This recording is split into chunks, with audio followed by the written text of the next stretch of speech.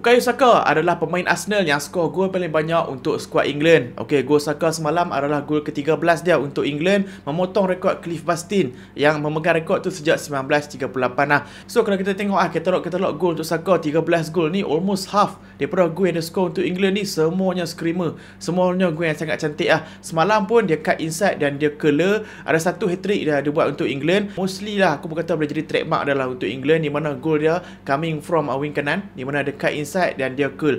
Gol dia untuk England kebanyakannya memang sangat-sangat cantik. Habis game England menentang Wales tu pun, Thomas Tuchel komen yang dia kata dia terkejut Saka baru 13 gol untuk England. Kalau ikut level Saka ni patutnya dah 30 gol dah untuk England. Thomas Tuchel puji Bukayo Saka lah. Dia kata kalau dalam momen-momen dalam game ni hang tak tahu nak buat apa, just bagi bola kat Bukayo Saka, dia tahu apa nak buat.